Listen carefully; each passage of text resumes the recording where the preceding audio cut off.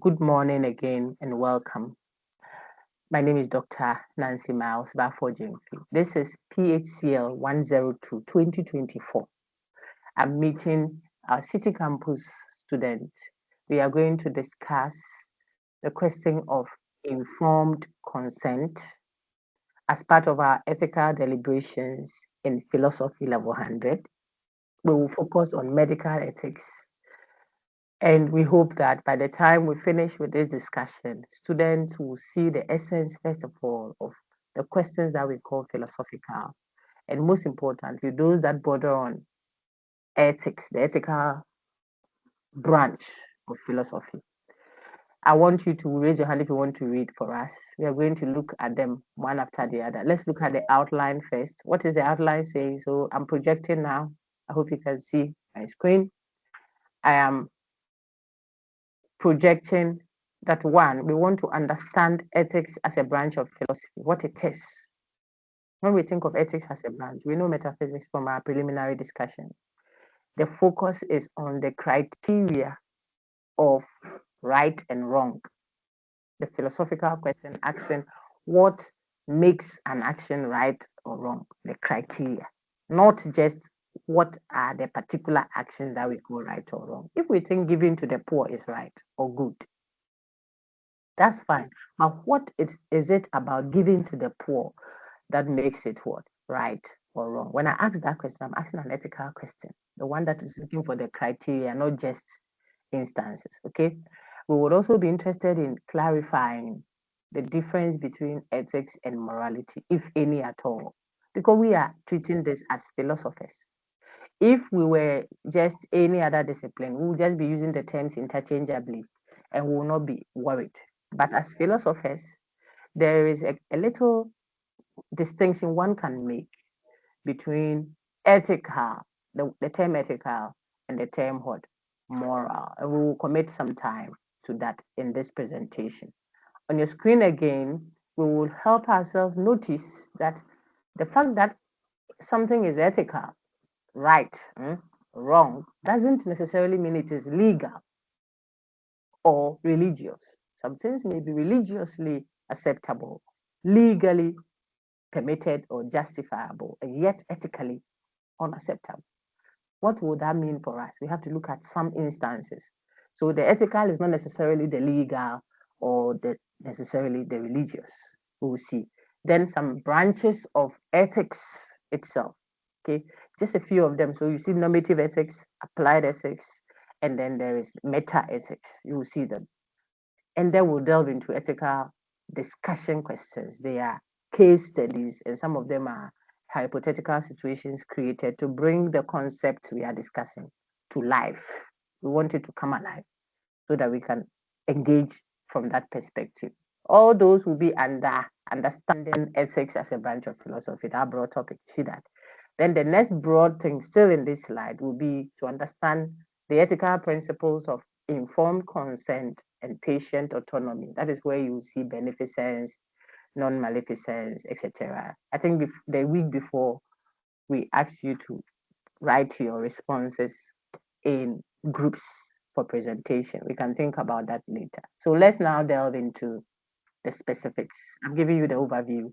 We'll delve into the specifics. I don't see any hand up, so I'll just engage. When I see a hand up, someone may want to read. But there we go on our screen.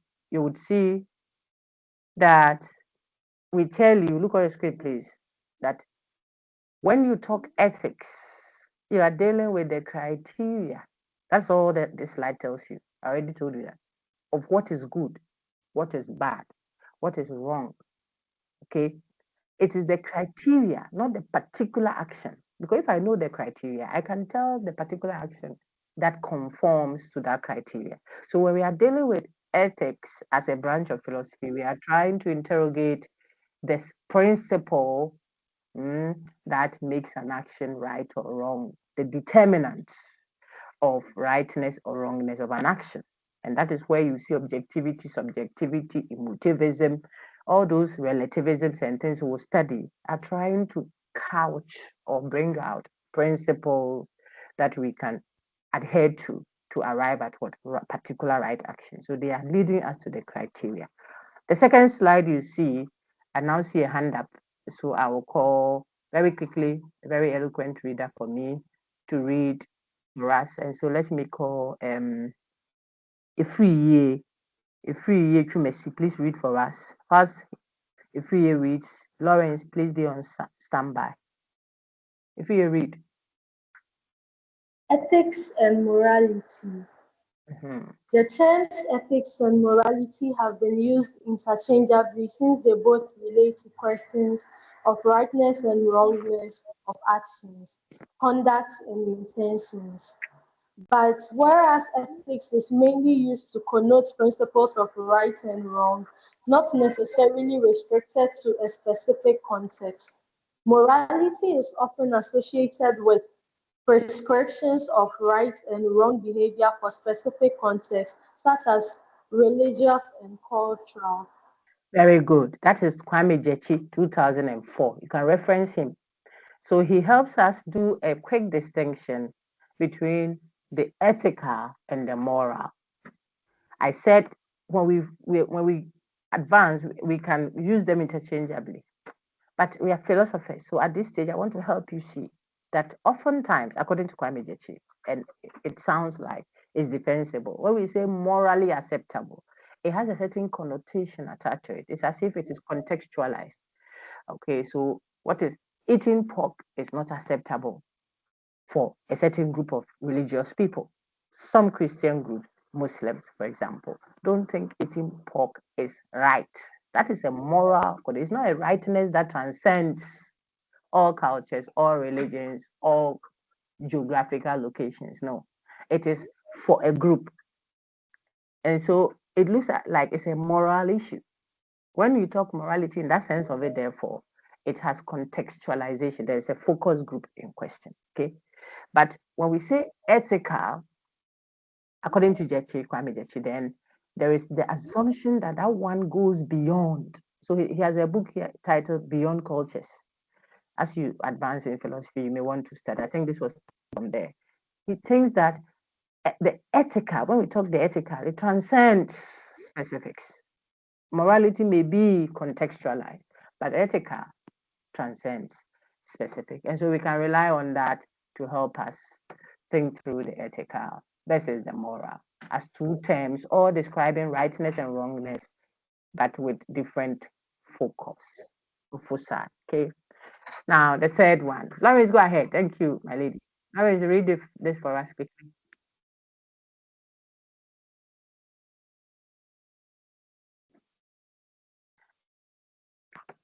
Very quickly, everyone who wants to read, please be by a gadget, okay? Otherwise, I'll move quickly to this person. Lawrence, quick. Lawrence is reading. Michaela, be on standby. Lydia Equia, be on standby. Lawrence's microphone is unmuted, but I'm not sure I can hear him. So Lawrence, if you don't mind, let me mute you, and then we'll take Michaela. I'll come back to you again. Okay, Michaela, go ahead. Okay. Is what is ethical necessarily legal or religious and vice versa? What is ethical is not necessarily legal and vice versa. Reflection 1. Incest or sexual relations may be legal in certain contexts, that is religious, cultural, countries, yet condemnable in others, that is unethical but legal. Reflection 2. Donating to charity, that is legal and ethical. Reflection 3. Hiding Jews in Germany during the World War II. Illegal but critical. Reflection 4. First degree murder. Unethical and illegal. Well done. Thank you. Madam just helped us. I think it's Michaela, class rep, right? Yes, please. Okay, thank you very much. Class rep, Papa, you and Mishra. And my group, my 8 to 10 group, don't be jealous. I know you, Papa. My sister Stanis, Papa, and Troublesome Robert. Whip up your people into position. Whip them into position. Let us get plenty A's, B pluses, kakra. No father, dada, and I don't want that. All right, so God will help us. Now, Madam just read it. Let's watch. Is what is ethical necessarily legal or religious, and vice versa? Look, Madam says no. And she gives us examples for us to reflect on. You see that they are not being imposed on you. You are supposed to reflect. Think about them and see. That's reflection. The first one, there are certain places incest is allowed. Don't go far away. Look inside the Bible. You will see incest, familiar family, two family members marrying or engaging in sexual relations. Look at Lot and his children. I said, don't go far away. So you won't mention anybody's ethnic. Go into our Holy Bible so that you see. They marry their father indirectly. You see that they have sexual just so a sister and the younger sister agreed to do that. Now I won't go further, so the rest you can think about it. It didn't look like it was a problem, sir. So there will be descendants of such incest relations out there. Yet in other places, that is condemnable. It's unethical. Suppose you heard that. You say, hey, do you know that his brother slept with her? Hey, her brother slept with her, Charlie. We all raise, okay, do you see that? So it can be religiously accepted, culturally okay. And I think that some cultures in certain places don't see anything wrong with that. Azukwazim, sort of, you know. So it's better we marry ourselves. But even the animals, quote and unquote, we don't like too much inbreeding because it looks like you become weaker and weaker. Okay, so it's condemnable in certain contexts, but acceptable in others. What are we showing you? Something that is cultural, or if you like, religious, or if you like, legal in certain contexts and not in others. In other words, not ethical. Reflection question 2: giving to the poor is legal. You can give to the poor. The law permits it. That's legality. It's right. Even faith, religion likes it. So it looks like that one is high up there on the moral standards or ethical standard. Look at reflection 3. We are showing you an instance where something is legal but ethically abhorrible, condemnable, reprehensible. We don't appreciate it ethically, even though the law permits it. Germany, Adolf Hitler's Germany, not the current Germany, okay, but when Adolf Hitler was German, whatever, then killing Jews was legally correct. We'll clap for you when you do that. To the extent that if you hide the Jew, you rather have gone against the law. Really? But the Jew didn't do anything. It doesn't matter. Kill them if they are just because they are Jew. It was the law. Don't go far away down. Come to South Africa. Apartheid, South Africa, south of our Africa here. No. Segregation was the law. The law segregated whites from blacks. America, Human Rights America, the same thing. So the fact that the law says something doesn't in itself make it right or wrong. Something can be legal, the law permits it, and yet not right, ethically speaking.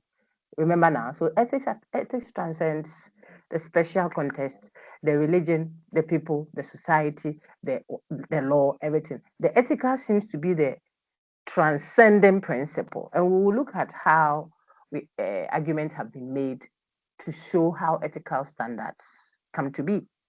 Okay. Now, so what? If we have laws and we keep revising, we do constitutional review and we change our laws and what have you, that should tell you that we appeal to something else higher than the law itself to correct the law. That is just a reflection telling you that the legal may not necessarily be what ethical. I can ask you essay questions on just this slide. Plenty. You will write it too and write it very well. You just have to know how to connect the abstractness to what concreteness. Use practical instances to make the point, and then you are philosophizing very well. Okay. The madam's last point there was first degree murder. That is killing someone where we sense a sense of intentionality. It's not ethically acceptable, and it is also not permitted by law. Okay. So instances to show you. Now on this slide, you will see where what is ethical is not necessarily religious. Some things may be religious and not ethically acceptable, or ethical and not religiously permitted. Someone's view of this IMF wahala on Ghana and inflation and what have you, dollar at teaching 200 meters. Look how the dollar is running like something, we can't arrest it. Someone's cure for that is, please look for some fine virgins, 9 of them, kill them at junctions and spread their blood. That's all. The inflation will go. That's their fate.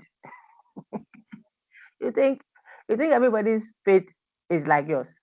So if you talk religion, it's not just Christianity and Islam and whatever, which is all polished and nice. Some other religions may not, and I don't even think the traditional religions in Ghana would do that. But think about it. Some will think of that as the cure. That is all we need. Just some 3 babies, pound them in mortar and spread their body and their bones at 4 corners. And that's all. No evil will befall us. We will get plenty bountiful harvest. Suppose that is right for that religion. Does it make it ethically right? No. You see that? So someone will say, so Doc, what do we appeal to know the ethical one? In a minute, we'll see shortly. Which society can continue existing if it endorsed the indiscriminate killing of each other? Which society? We say that for us, we value killing each other as a value. So we are just going around killing people indiscriminately. How do you say we don't look to the every killing be killing. We are just going around killing. Which society? Any society on earth that will try to do that will cease existing. There won't be any society like that. Not on earth, not in the earth to come, not in the previous earth. It can't be a moral principle. By the logic of it, as soon as any society did that, it won't even continue existing. So if we have, and this is a very important point you must write down, to ground how it is that there can be ethical principles that transcend every culture, they transcend every faith, they transcend every geography, what have you. You can't say, oh, we are, as for we so and so people, allow us to do our thing. No, it won't work. You will need this critique for relativism when we get there. What is the critique? The critique is that as soon as, or so far as there is what? A functioning and surviving human society anywhere on earth, it means that what? That society would already have to what? Accept certain moral principles. Like what? We do not kill indiscriminately. We do not lie as a value. People may lie, but it is not something we value or cherish. We make it a principle. That's for our society. We have agreed to lie to each other. Which man will give his daughter to which man to go and marry? When the guy says, oh, daddy, I'll take care of her. We have agreed that we'll lie to each other. Will I give my daughter to you? Where will we transact business? Which lawyer will come and be the big? Will we go and play football? With which referee? We would have agreed that we'll lie to each other. So it means that society can't even hold transactions. There can be what? Any surviving, functioning, look at the choice of words, a society that is surviving, and it is functioning, which will say we endorse indiscriminate killing. We can kill in self-defense. We don't want to kill, but it can happen in self-defense. But that we there is not in self-defense, Keko. No, we are killing for fun. We enjoy it. Will that society continue existing? There will be no human beings left. And that is why these become basic human values. What I have just said, don't give me fans, it's not me, it's Kwame Gyekye. His argument for transcultural values, values that transcend cultures, they go beyond cultures. One of them is what I'm giving you, calls them human. These are human values. So if there is a human existing society that is functioning anywhere on this planet, then that society, I don't have to go there to know it. That society will already be subscribing to such values that we call human values, such as what? Love for human life and its well-being, where we don't endorse what? Indiscriminate killing, where we don't value lying, etc., etc. Such values will therefore be what? Ethical in nature. We don't care whether we are talking to Christians and Muslims, or we are talking to traditionalists, or we are talking to Ghanaians, and so we say we are Ghanaians, you people are so and so, so don't come and say our matter. No, it won't matter. We can speak by appealing to those values. Why? Because they transcend specifics. They transcend culture, they transcend religion, they transcend upbringing, geography, climatic conditions, etc., etc. Okay, I just used this slide to show you how it is possible to have what ethical values. Thank you, Michaela. Now we will take Lydia Equia. All the hands that I have, keep them. I've seen Georgette, I've seen Ibrahim Khan. Lydia will read for me now. Lydia, I'm projecting. Watch. Branches of ethics. Go ahead.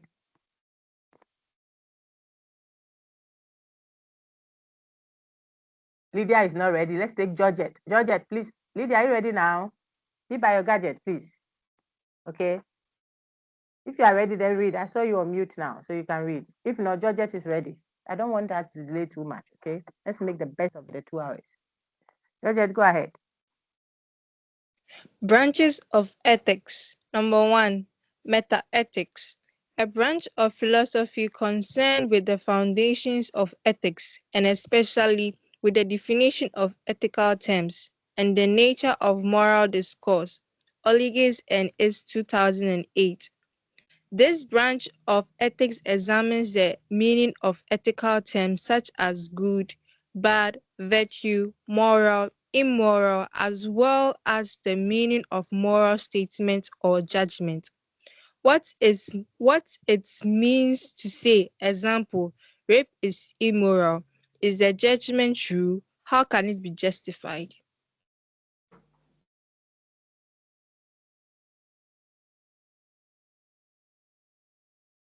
Oh dear, I thought I had unmuted myself. Very good. What your colleague just read is to show us one branch of ethics. See the word meta-ethics. It means you're going beyond ethics. You are looking now at the language of ethics, the terms that we use. So you are doing ethics, adopting which of the approaches of philosophy? Would it be speculative or analytic approach? I want a chorus answer. Even you are looking at the language of ethics, the terms that the ethics is using. Are you approaching philosophy from a speculative approach or from an analytic approach? Go ahead. Very good. Analytical. Very good. Very good. Well done. So when you are doing ethics from an analytic approach, in other words, you are interrogating the terms, you are examining the meaning of ethical terms. What is good? What is the meaning of good?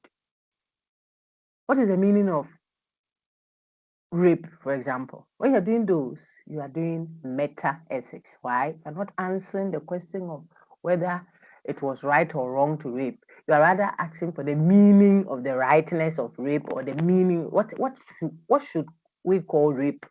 If a husband and a wife sleep in a room and the man goes to his wife without the wife's permission, is that rape? You know, what should we call rape? What is the meaning of rape? When I'm doing meta-ethics.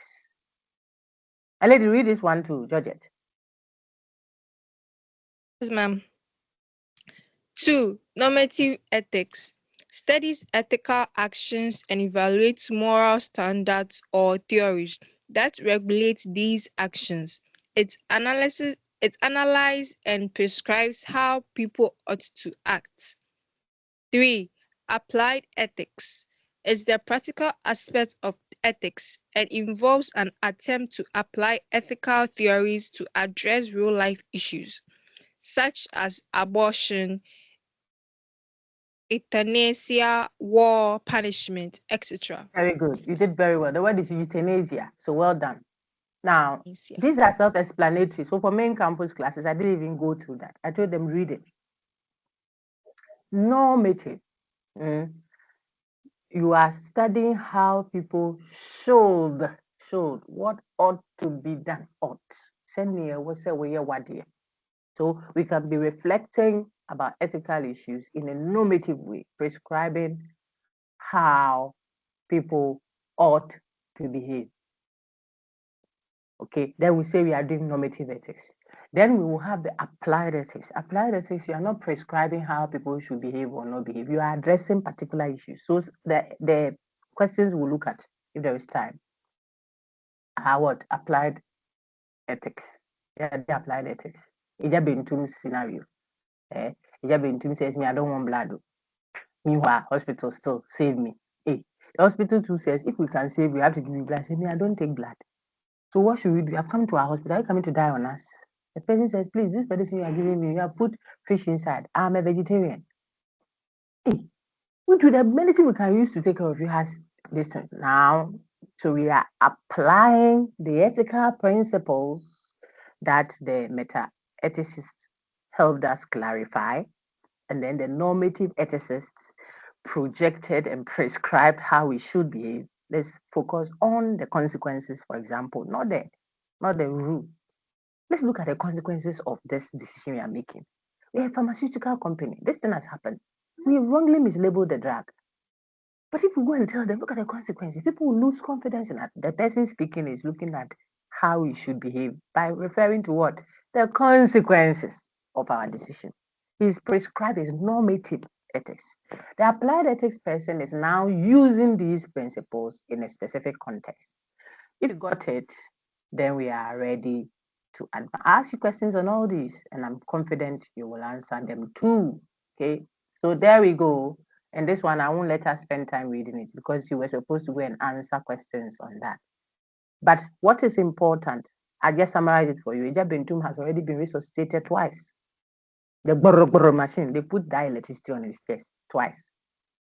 Yet the thing doesn't go. So now we have to do a surgery, and we need blood because you can bleed to death if we don't infuse blood before taking off. He says, I don't take blood. Yet he won't go home to use it. Not that he's ready to die. He's hopeful that he will live. If you are hopeful you will live, stay in our hospital. Go home and have hope. But you want to die on us and increase our death rate. So the hospital was. Now the family folks said, look, doctor, don't mind him. Don't mind his benefactor. If he dies, we are in trouble. I can go on and on and on and on. The question you are supposed to address is what? What will be your decision to resolve this ethical dilemma? You are the head of an ethics committee in the institution. They pay you big money. And they give you big money. Help us make a decision and fast. What will you go for, says the question. Are you going to emphasize patient autonomy over the principle of non-maleficence? And so I'm going to help you, walk you through that. You are going to have an advantage now. I wanted to hear from the students before we discuss this. So now, if we met in person, we would have collected your responses before we discuss, but all well and good. We can do so with the business ethics one, okay? Are you going to patient autonomy? So that's one principle you should take a note of, make a note of. And the next one, the principle of non-maleficence.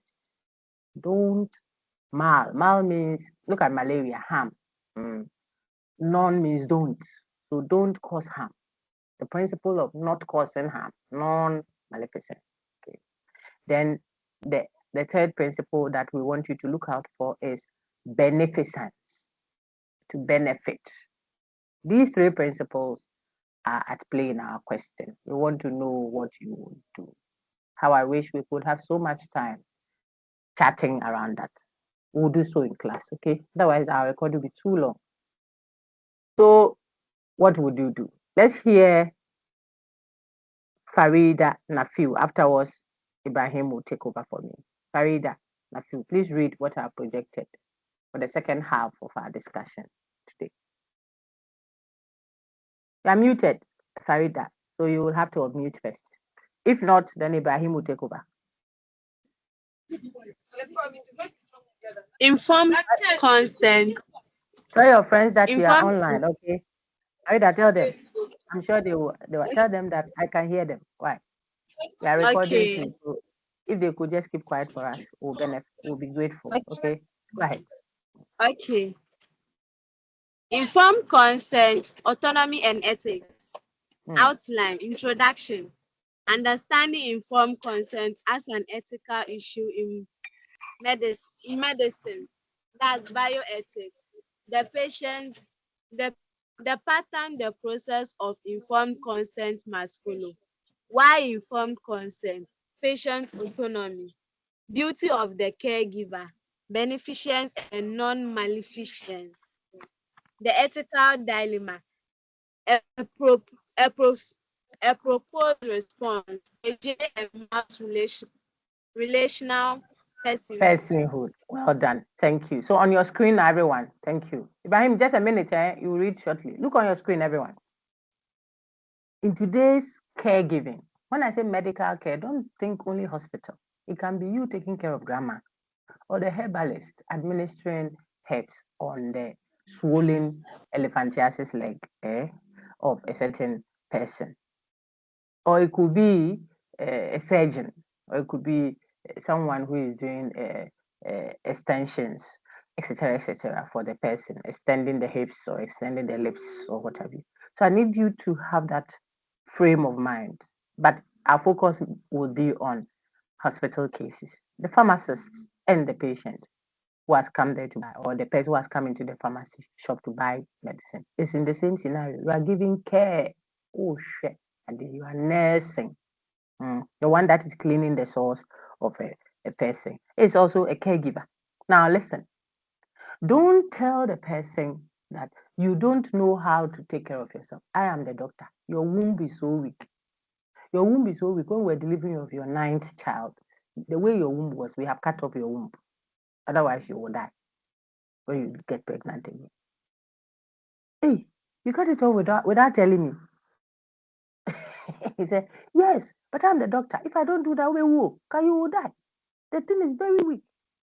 Hey, a doctor, I'm waiting for my 10th child.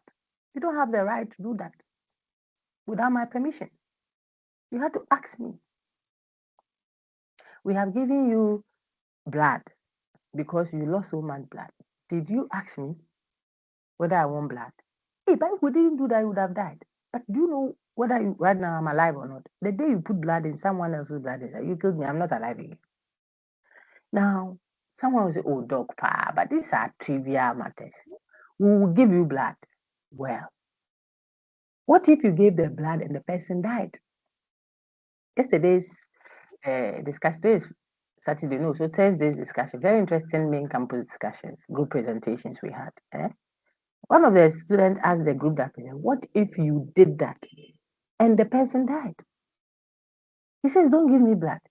You say we are giving you, otherwise you will die. So we'll give you so that you don't die. Then you go and give and the person now is dead. What do? The company, the hospital is in deep trouble.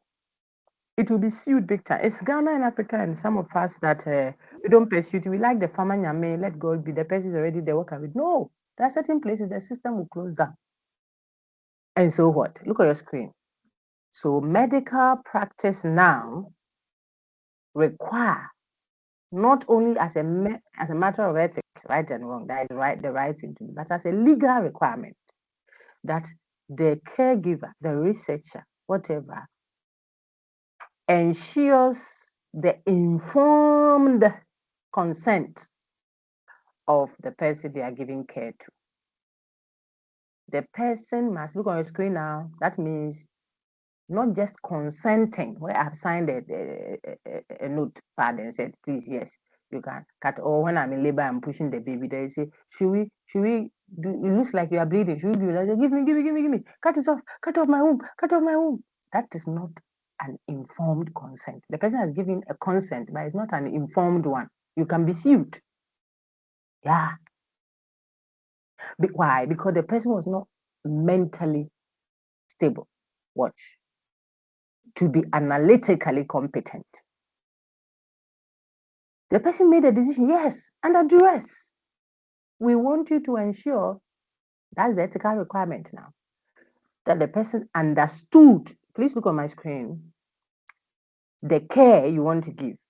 Oh, I want to look at all the stars. They are extending their hips and their back. If you do something, so you give the person all the fine things that will happen. You didn't show the person. Keep looking on my screen. You didn't communicate the recently. I don't want to mention the name because we are recording, but you know the musician that passed recently and what he said about apparently he being given a drug that he's allergic to. What happened with the communication from and to the caregiver? You see, if the caregiver had known, some of you don't have to take diclofenac, brufen, and whatever because of your condition, your breath condition, maybe asthmatic or something. If you don't communicate that, or the caregiver also doesn't communicate that, there is a lapse. If you say, do you want us to give you something to ease your pain? You say yes. The assumption is that you have consented. It is not an informed consent because you don't know what it is that you are being given, what it means for you, and what it means for the hospital, especially. But here we are looking out for the patient because that is the one that is often overlooked in the name of paternalism. Paternalism means the doctor is the boss, paternal. So you didn't, you have a need and you have come to him. So what he says is what must happen. See that? And that is why we are advancing the cause of what? The patient. We are advocating for patient autonomy, and it should be emphasized. If the patient had communicated or received communication, so look on your screen, for informed consent to have gone on, there must be what? Effective communication, not just language change. You can change the language from English to Twi, so you haven't said anything. Amputate. The person doesn't know amputate. You think the amputate is a kind of medicine? You're giving amputation is a offer. No, you are cutting off the leg. Speak directly and clearly. Give the risk, the benefits. Allow for time where it is possible for people to make decisions. Where it is not possible, especially in emergency cases or the ones, find the transfer document. I mean, make an effort because the patient must make that decision, even though you are the competent other. Otherwise, you're not treating the patient as a human being. This is the whole thing about informed consent. You're making the patient look like a thing. It doesn't have a say. You are giving the food to the baby. The baby says, even baby's own is a bit controversial. The baby says it to know you. Then you force it down the throat. You see the house girl until she killed the child. CCTV cameras reveal that. But the child said, I won't eat. Push it down the throat. Push it. So the child suffocated, dead. You're giving grandma food. You think it's hospital. I'm talking you and I. Grandma can't talk. She's an invalid. You are giving her the food. She's turning her head off. Then you bring the porridge and she turns it here. Then maybe when she eats it, how she feels. You too, you are doing that because you want her to eat so you can give her medication. Perhaps your intentions are right. You want to ensure beneficence. Write your note. Beneficence is that which benefits the patient. That is an obligation on you as a caregiver. So you are ensuring that, no problem. But can you do it without the informed consent of the patient? That is what we are interrogating. The patient must have the capacity to reason. Watch. So if he is drunk, he was brought into the hospital there, and because of the condition, we have to cut off his manhood to stop it from bleeding. An African man's manhood hanging and ready to be cut off. He has his oh, cut it off. Hey, that one you are laughing. All laughing. I've seen you. Cut it. Then you two go and take cicatrice and cut it, and cut it and stitch it in and push the small knot inside bra and close it. When the guy wakes up and he say, how did I get here? You were in an accident. Oh, thank you, doctor. God bless you. He feels like using the washroom. He enters the washroom. His something has disappeared. Hey, what happened to my something? Oh, you said we should cut it. Me? Cut it? Now, the person consented, but he was not, watch on your screen, analytically competent. Why? He didn't have the capacity to reason. The person has gotten broken heart. Behe. You ask him his name, he's mentioning the girl's name. He's laughing at the wrong side of his mouth. Very confused. Then he said, sign the thing, whether you want us to operate your this or that. And then he signed. He said he has signed. That signature is consent. It is not informed. There is no information given to the person. The person didn't make the consenting based on information. Can you see the point? Yeah. And that is why maybe I'd try antenatal. Oh, at antenatal. Then you start telling the person about blood transfusion. You tell the person that when it's 9 months, in our hospital here, we give blood. So you have enough time to think around, just in case you don't take blood, then we can transfer you or you deliver somewhere else. Because here it is the hospital's decision. We transfuse blood to all our patients that are in labor. You give time.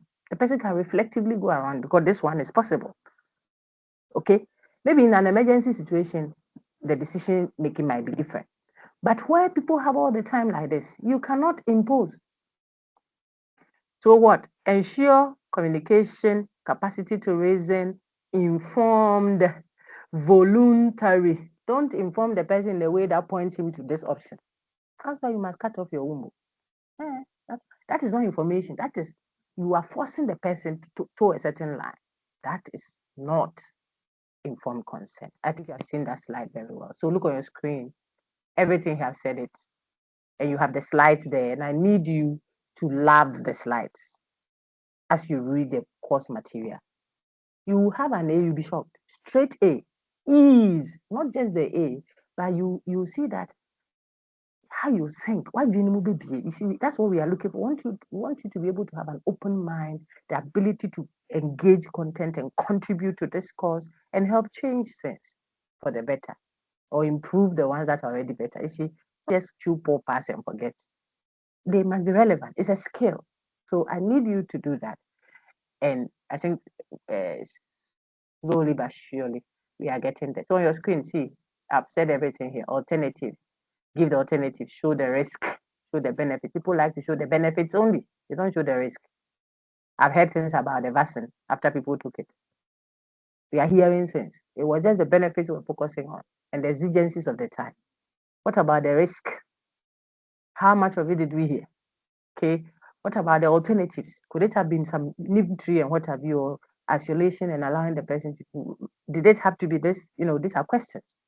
People should have the option of changing their mind. If even initially they agreed to do it, they might say, oh, I thought that I'll do, but I think I've changed my mind. If you say, how can you change your mind last minute like that? It means you're compelling the person. She's not a tree. She's a human being. Let them choose. Okay. As you know the purpose, the benefits, and the risk, keep looking. If it's a heart surgery, can we do something? Can we do a pull out of the thing? If it's fibroids, can we allow the thing to squeeze out? Can I take medication for it to reduce in size rather than the operation to cut it off? Give the options. If you don't have all, let the person know. Give the person the right to withdraw. Let the person be assured of the confidentiality of their personal information, especially if it's research. These are all part of informed consent. Don't go taking information from people, recording them when they don't know you are recording them. It is all against the ethics of what? Soliciting for information, data, and what have you. Okay. If you got that, then we are rounding, now we are descending. And I think you're doing very fine as a class. Well done, eh? Well comported. So one of you will read this for me and I'm ready to take Ibrahim. Ibrahim, go ahead, if you are still there. Ibrahim can. If Ibrahim is not there, Lydia, read for me. I see only one hand up now. I don't know if more hands have gone up. Let's see. Oh dear. So Lydia, you can read now. Lydia Kuya Boateng.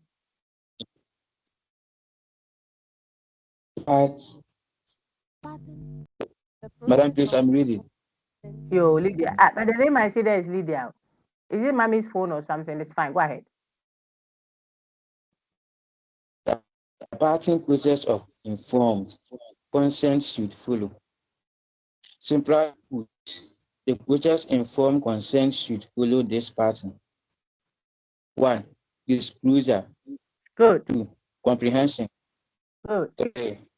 Analytical competence. Brian, 4. Brian, the third one is what? Don't mind me, eh? Analytical competence. Can you say? Go ahead. Hey, my brother has finished.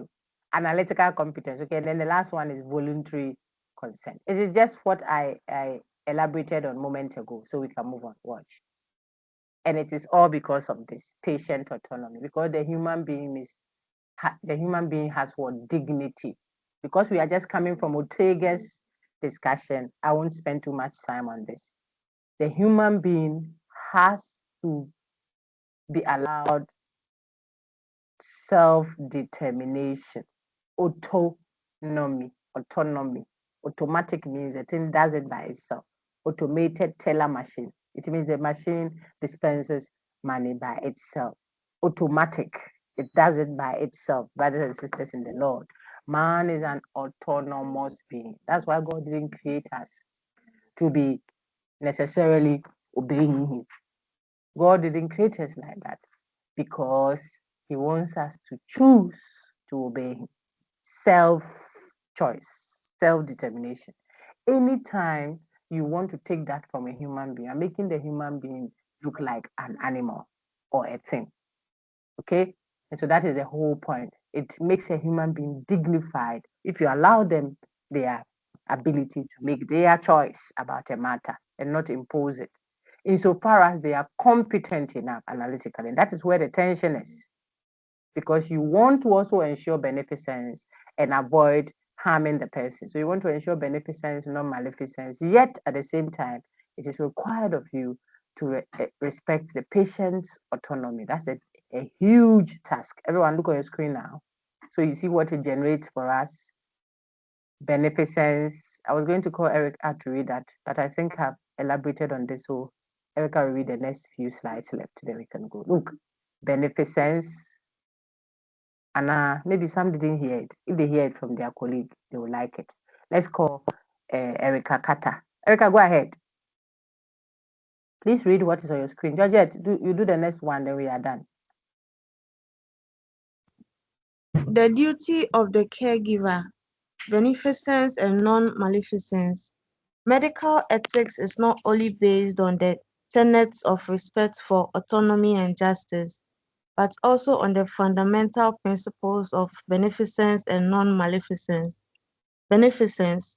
This principle prescribes that the caregiver ought to take an action only if it benefits the patient. Non-maleficence. This principle prescribes that the caregiver avoids any action that causes harm to the patient. Thus, the physician is supposed to uphold the joint principles of beneficence and non-maleficence while respecting patient's autonomy. Thank you very much, my lady. And that is where the problem is. Not a problem. That's where the dilemma. You don't know whether you should look left or right, up or down, because whichever way you go, there is trouble. That is the dilemma. The principle of maleficence, non-maleficence says, do not cause harm. So you don't want to cause harm.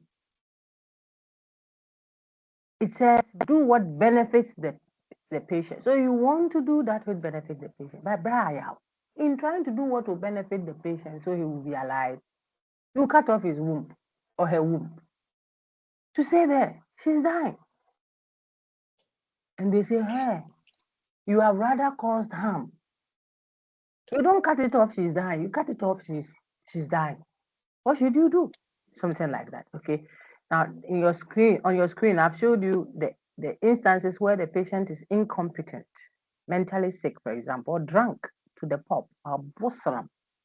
The guy was dead drunk before he was brought there. No relative. Now, even where there are relatives, and you see where that J.M. Miles's paper, his contribution comes in. Sometimes there are relatives there, but they have seen his will. They wish he's dead already because the will says, my house has so and so place will go to my first child. The one over there will go to the uncle, the niece there. So they want him dead. So you can't always say, oh, the family people came with him and they said we should do this. So no. So it's difficult because you might be rather aiding something that causes harm to the patient when you hear the family. Okay, it's a difficult situation, and in such situations, you don't want to be a doctor, or your passion for making your patient well is high up there, and yet your concern for the patient's own respect and dignity and reason for choice also comes up. You have to be able to show the dilemmas that one is confronted with in pursuing informed consent, given that you also have to respect beneficence and non-maleficence. Okay, these are what the dilemmas are showing you. Pursuing one may undermine the other, and vice versa. Okay. Now, look at some instances we are ending. Which will you give priority to and why? If your patient, it said discuss several instances where the patient disagrees with the recommendation of the professional caregiver. Grandma won't take them, and not knowing when she eats that breakfast with the egg inside the kosi or the oil in the thing. She can't speak. She's lying there, but it makes her nauseous. She keeps vomiting consistently. That's why she doesn't want it. It's not that she doesn't want to eat. She wants something else. Maybe something morikoko, the plain porridge. And she can't speak. So you won't force her to eat so she can take her nifidipine or codipine or whatever. Just if you could patiently engage her and hear her viewpoint. The person is going through trauma, and what she needs really is some silence, empathy, not plenty, moral. That is what I told you. If all this time of your life you have done this, it's not helping the person psychologically. And so you think she doesn't want to come for therapy. When she comes for your therapy, you don't therapy. You rather you therapize her. Then she's therapized. Okay? So you have to hear and Erica, you're laughing at me. You are not therapizing. You are therapizing her. Tell the people. So the person's view is always important. What do you think we can do about this situation? Would you have us do this? Then the concern with that also is she doesn't know what is good for her. If she knew, would she come to the hospital? But she knows what is good for her because she's the one who will be affected. You can't cry more than the baby. You see the tension?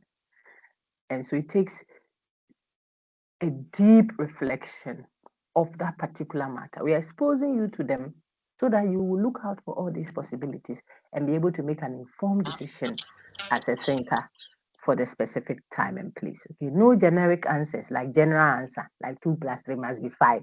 No, you won't get that in philosophy. Then you're not doing philosophy. You are looking for argued positions that are looking out for the possibilities. You are able to respond to what someone who disagrees with you would have said to your view. Then you contribute to it and say, well, I know that if I went this way, the principle of non-maleficence may have been affected. But I think that given this one, I would prefer this to this for the reason that this. Even if this comes up, it will be better than this because of this and that. You see, I'm speaking. That's philosophy. Someone may have an alternative view, or they're better. Let's argue it out. Let's present reasons and see. Thank you, Ifi Chumisi. I saw that. All right. So what is AJ and Miles? Prof. J is in the department now. Miles is yours truly speaking to you. We thought that we put a paper together, contribution in an Atui material. What is our view? We say that, look, the being of persons in the African context will allow us be able to navigate some of these difficulties because for the African, the typically African, and that is used in quote, view of a person is not necessarily individualistic. It is in the Western thought that when you think person, you are seeing an individual. Okay, but for the African, a person is a complex blend of individuality and communality. We don't even like speaking I. We like to say we will see. We will see to it that. And it's one person who will do it, but she will say, I will see to it. Instead of saying I will see to it. Like the I language seems so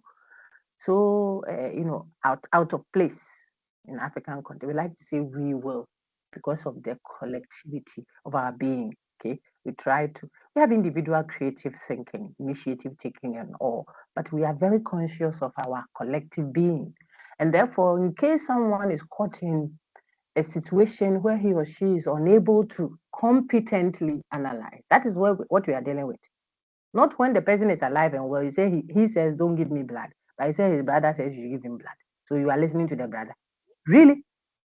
No, that's not the situation here. Here, we are addressing when there is incompetence, person is mentally sick, in an abrupt coma, or is unable to even respond to, is a vegetable. Okay, we are considering euthanasia, mercy killing the person out of mercy. Where the person is there, you can do it. Those kinds of situations. Miles and Ajay argue that because of our communal beingness, the individual, that is the person lying there as one, may not be able to make the decision. But if his communal other, the other person that is part of his communality. So maybe the mother, the sister, depending on who. It can be a friend. Maybe the person is outside the Abuchi or has traveled to the north. It's not in Accra, and the thing has happened in Accra. He doesn't have mother, brother, sister, anybody there. The benevolent order that he lives with can form his communal order.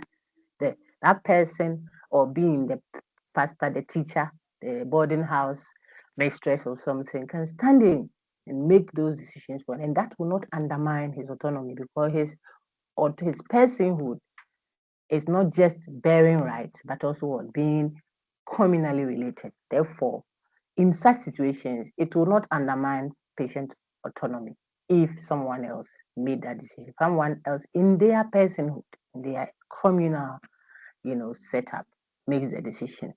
But we quickly, as philosophers, point out that this path may also have its own problems.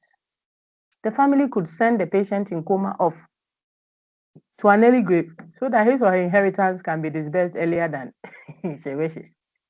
So, doctor, you think our brother is suffering too much? You take off the oxygen. Take it off. Ah, brother, who will they me? As if they care. They are asking you to go early because the inheritance, if you know that, some people say, so this woman cried, talking about maybe great grandma. When is she dying? Hey, Michaela, when is she dying? Mommy, when she die? Properties are waiting. I have to marry. If she dies, that house is mine. She won't die. Every day, we are using the money left to go and buy oxygen. They will go and buy this operation, this. Grandma, just die. The money too is not for this brother. But if grandma dies, he's inherited. Before long, they will come and say, we think our grandma is suffering too much. Please, just take off the thing, let her die. Not because they have the interest of the person at heart. It's because they want to benefit. So it is a dicey thing, and the authors themselves quickly pointed out that this is still an unfinished business. So don't think we have given you an answer that deals with everything about the problem. No, still keep your philosophical instincts open and interrogate matters in the bid to ensure that there is informed consent, beneficence, but also at the same time non-maleficence as much as possible. I am so done. Any question? I'm done. I enjoyed myself. I hope you did too. Any questions? Thank you. I see plenty of applauses. Share. Fancy. Now, let me take your question. So Sylvanus has a question. I'll take it. Please raise your hand if you have questions. I want to take all, and then when we finish, we can stop the recording and go and have our Saturdays. Sylvanus, go ahead. Hey, hello, mommy. Hello, my brother. Yes, sir. Hey, Sir Okay. Harrison will beat you up. He said, "Don't call me mommy and mama. Call me doc. Soon to be prof." No, but go ahead. Go ahead, sir. Okay, so about patient's autonomy and informed consent, I want to ask if the person is informed, Yeah. hasn't he or she's autonomy be undermined? Okay. You feel that it depends on how you do the informing. You see that? I can give you options. I can show you that if you do this one and this one and this one, it can lead you to this. But you could also do this one and this one and this one, which could lead to that. I mean, you could do the cutting of your tubes. This is to ladies. You have 4 children and maybe you feel they are enough so that you can take care of these ones well, given your resources and all. Okay, so the family planning person can tell we have options. You can do the one that you cut off the tubes. That means you can't give birth to a child again. That's one option. But you could also consider taking pills, except that the pills you have to make sure you do it consistently, daily. And if you know you don't have a very good, regular routine, then you want to be careful because you might forget.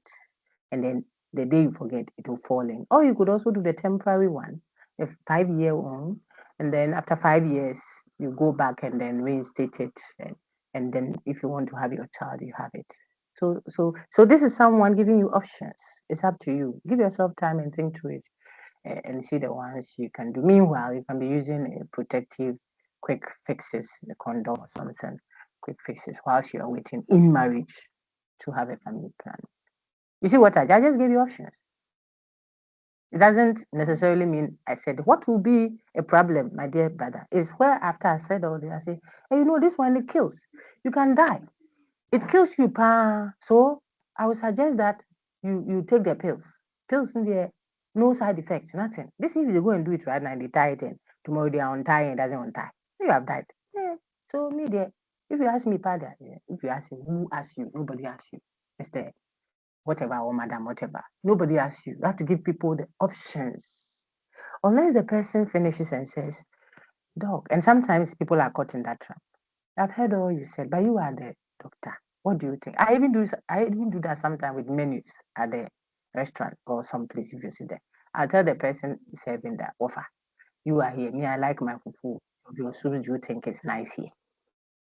And the person is, oh, they are on, and I said, don't give me that. Don't give me that, my brother. Offer. They see you are here. Is your life so fine? Or that Benkwan is better. Sometimes when you push a little, they say, as for Benkwan, the people complain about it. Sometimes. But I think you should go for this one, So some medical folks or caregivers find themselves in that fix. After they've given clear options for the patient to make a decision, then the patient has a doctor, papa doctor, doctor. Me dem go school.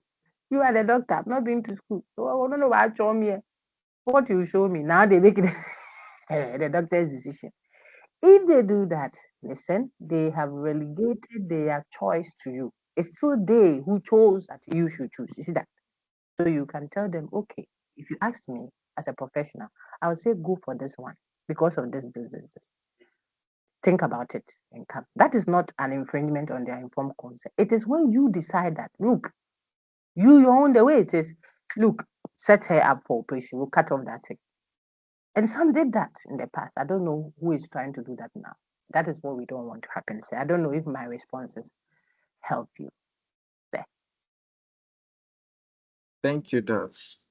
Welcome. Bismarck, let's take yours. I'll take Ishmael and finally Robert, and then we are out. Please, after the three, I have to go. It's a Sabbath. Let me go and rest too. Why? So it's Bismarck, Ishmael, and then Roberto. Go ahead, Bismarck. Doc, doctor, please, yes, I wanted to ask, in cases where an individual lacks the capacity to provide informed consent, like due to some kind of impairment. When he's incompetent, yes. What is the issue? Go ahead. What ethical consideration come into play regarding who can provide the consent on their behalf? That is our whole discussion. That's what we discussed. So it depends on what the issue is. If the person is drunk, we can give him something to keep him stable until the alcohol leaves his system. We can drain out the alcohol and give some few minutes if the situation will permit it. If it's not an emergency that will kill him, we say he has to decide whether we should cut off his nokwe. We should cut it off. We will give him pain reliever and hold up the thing with an, that is if it is possible. That's why I'm saying you can't make a generic statement about such. But if the person is mentally sick, broken heart has caught the person. And the strings are all disorganized. And we need to give him some medication that can be addictive. The medicine can be addictive. And so we need permission to do so. Who are you going to ask? The person whose nowhere is not working. His brains and cells are all, you see. So depending on the particular situation, we'll know what to give away for what. Will we give away autonomy, or will someone inherit or absorb his autonomy for him? That is where we proposed, and I say with the Ajay and Miles, contribution is, in such instances, the person is in coma, he's not talking. We want to know whether we should operate the brain or not and see the 50-50 chance. That one is 80-20 or 50-50 or 40-60. I want to make that decision. You say we should wait for the person that is in coma. How will we do it? Okay. So if we are in such a situation, then Ajay and Miles propose that you rely on what? The competent order in her relational self. Your selfhood is not just me, myself, and I. It is not African. African has we, our.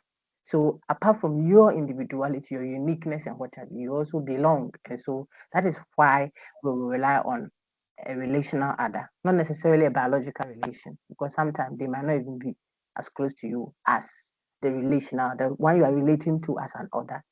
Sometimes the one who rushed you to the hospital, who saw the situation, doesn't know you from Adam, but found you in the bush somewhere after an accident, will be the relational other that can answer to say, Papa Doctor, if there's something you can do for this, but this is Adam Nana, a descendant of Adam. You cut off the thing, let's just see if you survive. By the time we wake up, they have cut everything. Excuse me, the place is Sakura, but you are alive. You can go and get extension in that area as well. Okay. Let me take care. So it depends, okay. Let me take Ishmael now. So that was Bismarck. I'll take Ishmael, Robert, and then Ibrahim. Your hand came up very late. I don't want to say no to you. Please, no other hands should come here. All the other hands can come when we meet in class. I have to go and take care of family, please. Okay. So Ishmael now, go ahead.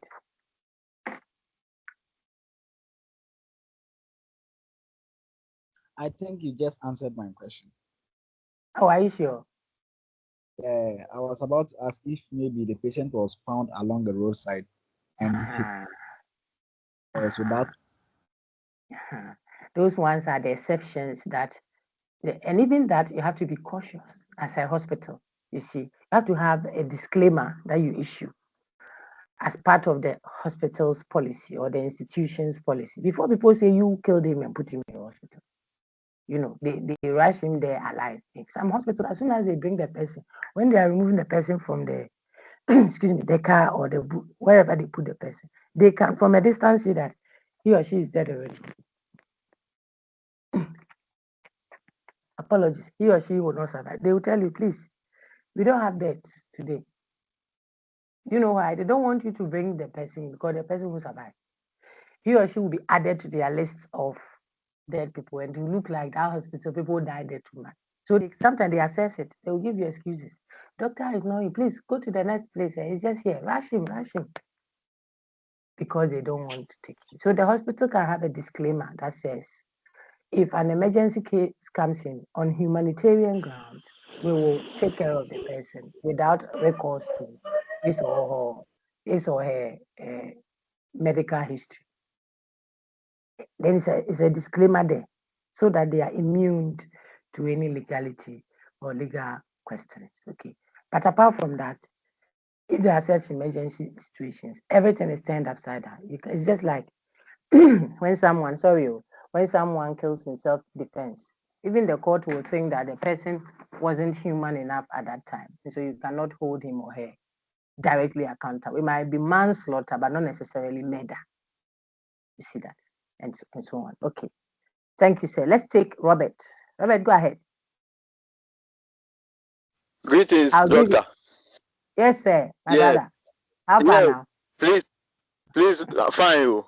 Well, you are the boss, so yeah, madam. Please, my question.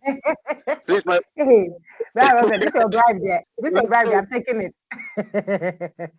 Okay, please, my question is. Okay. Okay, please, my question is the informed consent. Are you able to make decisions? Like the informed consent, are you able to make decisions? Please, like for example, when you are in the hospital, maybe you are lying in bed, you see, and your family heads, they are like beside you, and you like, let's take it to your leg, like they are coming to cut it off. Amputate it, yeah. Please, have you got me? And they are about to cut it off, and you know the risks. You know the risks involved, and the doctors too, they know the risks. But they said that will, like, if you don't do it, you will not survive. So what will be your decision? And what about the medicals? The medicals, I don't know, the doctors. Will they do it or do not do it? I want to know. Okay, let me give you a scenario that one of your colleagues gave in class last Thursday. Apparently, it was a personal thing that happened in his family. So, but he said it in class, so I'm sure he will not worry much if I'm also recounting it here. He talked about his uncle just this Thursday. His uncle that had that situation. But the uncle said he didn't want the amputation. He didn't want his body cut, his leg cut. because he came into the world whole and we want to live the way he came. But the family folks thought that he's a benefactor to them. He took care of a lot of people and what have you, and so on and so forth. So, and they felt that he was going through trauma. That's why he had that posture. The thing will kill you if we don't cut it. I think it was diabetes or something. So it will eat into his body and kill. He said they shouldn't, but they sedated him. The hospital sedated him and cut it anyways because the family folks said they should cut it against the man's wish. He wasn't sick in the head. So the assumption is that he was analytically competent. But they felt that he was making a rash decision. Now the leg is cut, he's living with it, but apparently he hasn't overcome the trauma because he didn't like it. Everybody will go dancing at their parties, jumping out of cars and what have you. But he will be stuck in his wheelchair or something, or whatever aid they give. The point is, could the hospital have helped him make the decision himself of getting the leg cut? That would have helped to manage it. So perhaps a psychological approach, someone helping him see that, oh, daddy, if you are there, even with this one, it's better. You have us, we'll have you. We want you alive to share in our joys and what have you. Who will be there at my graduation? Who will do that? Things like that will make the person himself. So you are aiding him to see it your way, to be able to shift from the position that I don't want the amputation, to say that, okay, I think that there is reason to know that maybe there can be an alternative, something in time that you can fix it and then you will be fine. You work with it and it will not show all this handicap. Look at Steve Wonder. He doesn't have eyes. He has limbs. All this is a world phenomenal being. Look at all these people. I don't want to mention any. They don't have this one, but Pastor Nix, he doesn't have limbs. He doesn't have arms or legs, but he's known worldwide. So don't let it overwhelm you. Do you know what I'm trying to do? I'm saying, could that have happened so that the man needed time to settle it in and then still choose that, okay, I thought that I don't want amputation, I want to die rather, but on second thought, you go ahead. That will be what? Peaceful. Done. Saying that, oh, we don't think that we should give regard to what he says. He himself is the one going to live. Don't give regard. Cut it off. So to answer you now directly, the scenarios vary. The hospital ethically is required, and now legally as well, to not only ensure beneficence or what will benefit the patient and non-maleficence alone, but also to ensure that the autonomy of the patient is being given adequate recognition and space. And that is where we are saying, depending on the particular issue you are dealing with, we will know how much of what we can allow. It is not a straight jacket, anything that as soon as you have come to my hospital, I decide, you shut up and let me treat you the way I want. It's called liver I'll give you. If you say you're a vegetarian, I'm giving you the fish in the medicine. Drink it. We don't do that. You see, that is the paternalism that we are trying to resist. But to what extent too, there comes your question. Can we allow the autonomy of the patient when he is not a competent person in the discipline? He's not a health giver. He's not a herbalist. Doesn't know the herbs. Say this one, the neem tree is too bitter, so I don't like it. You don't like, you want to be well. What you have, the drug I have, the medicine I know that I can give you is the one I'm giving you. You say I don't like it. I want something else. Then go to your home. You see the tension? That is what we tried to reflectively engage and hope that you have gotten some perspectives to help your decision making. Okay, Robert. So think around it and make a decision. It depends. It might not be cutting leg. It might be cutting someone's womb, or deciding whether to give the person anti-malaria drug or to give an injection. And it is all. Please, you are fancy. Thank you a lot. Please, you are fancy. Okay.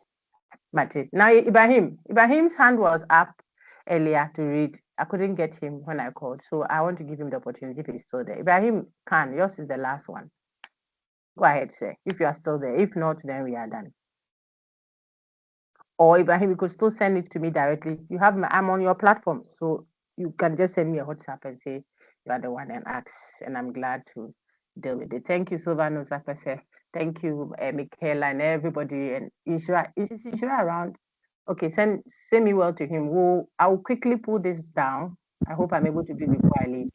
Then I'll share the recorded link to you so that your colleagues who for some reason couldn't join can have it for their revision as well. Please prepare your presentations on the ethical questions in business ethics. They are in the slide for that. You are preparing for that for our next discussion, God willing, when we meet on Wednesday in person. I wish you well. Have a great weekend. Bye-bye for now. Bye-bye, everyone. Hello, madam. Bye-bye, everyone. That's me. That's me. Bye-bye. Hello. My brother, Bye that's bye. it. Bye bye. Hello, That's madam. it. Bye. Send me a Bye. personal message.